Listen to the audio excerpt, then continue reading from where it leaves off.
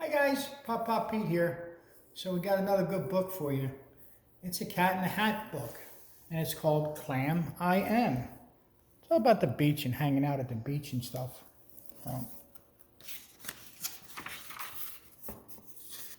Clam I Am. Hello, I'm the fish. To the beach let us go. The Fish Channel asked me to star in a show. It's called Fish and Friends. You can be in it too. Your mother will not mind at all if you do. Today our show, we are off to explore where the sea meets the sand and at the edge of the shore. Here, where the waves crash in the bubbles of the foam, you'll meet lots of creatures who call the beach home. Meet my friend Clam I Am. She would like to say hi. She lives in the sand. She's a little bit shy. Clam I Am has two shells. They have rings. You see here, rings show how much she has grown every year. See the hole in the sand? Well, thing one, and I know it means there's a clam in the sand down below. The clam has 1 foot where that helps it move about. The clams pull salt water in and spit salt water out. Hello, horseshoe crab. How did you get his name? His shell, a horseshoe, are both shaped the same. His shell shields his body from any attack.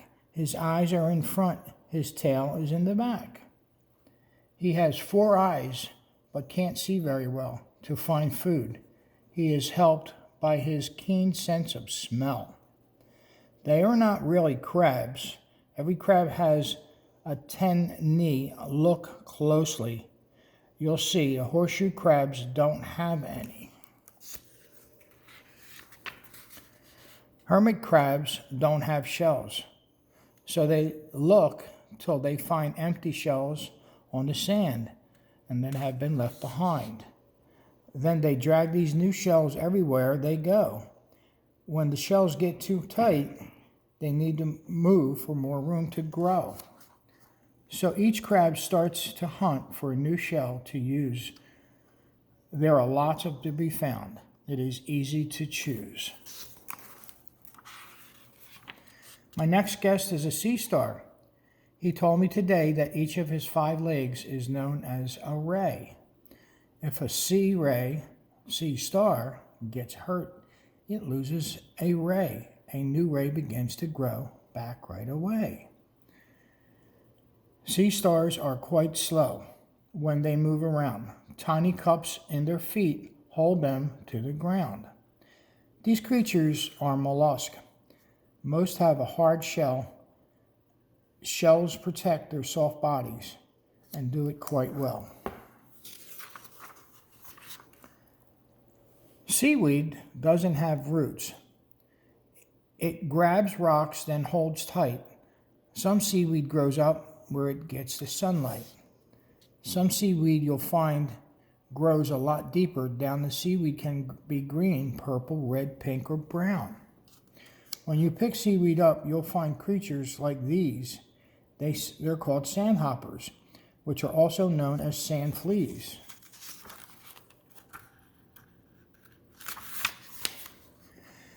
Seagulls fly near the ocean.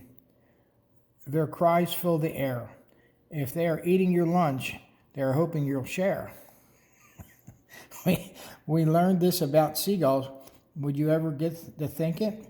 Seawater is salty, but seagulls can drink it. They're not fussy eaters. They think it's a treat if they find some dead fish or some garbage to eat. Sandpipers run with the waves at low tide. They search with their bills to find worms where they hide.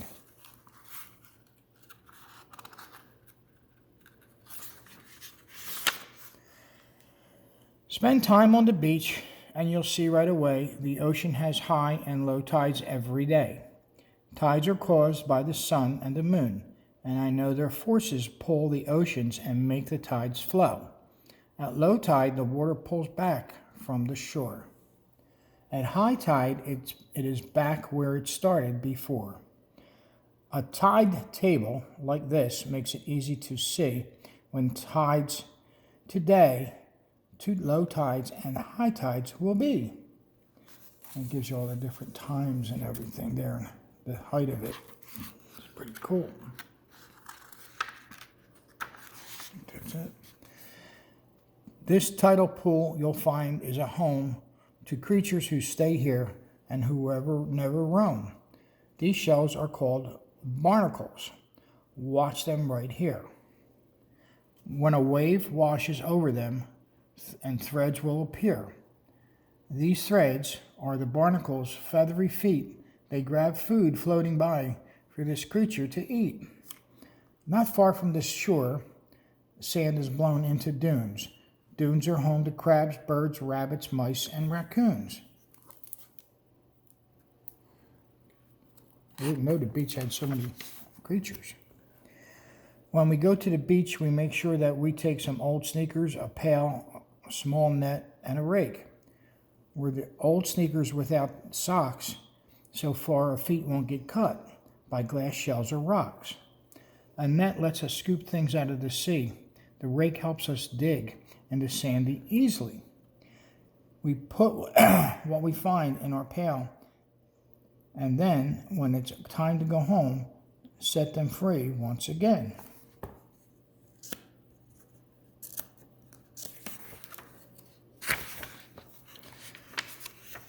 The next part of my show, I call Go Ask the Fish. I will answer 3 questions. Pick one if you wish.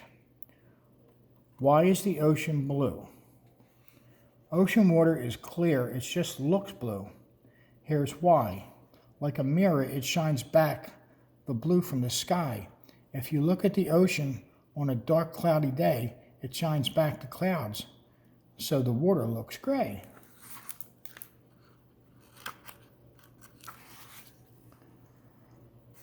What makes waves? Wind blows over water and small waves then grow. They get bigger and bigger the stronger the wind blows. They keep going and growing and head toward the land. Then the waves hit the beach and they crash on the sand. When the strong winds die down, then the waves die down too, until the next time when the wind blows on through.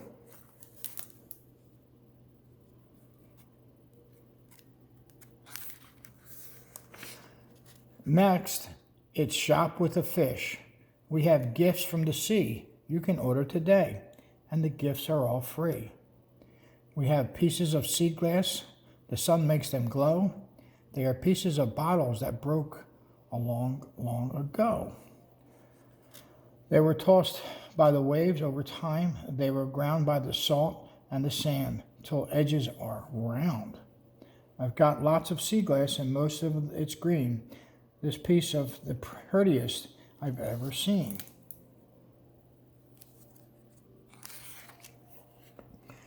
We have beautiful driftwood, and here's the best part. It's ready-made sculptured, real pieces of art. Tossed by the wind and the waves every day, it was bleached by the sun till it turned a light gray. To make this wind chime, it took lots of shells and hung them together. They jingle like bells. To make this sand painting, first take colored sand. For the patterns, let us fall from your hand. Oh dear, our show's over.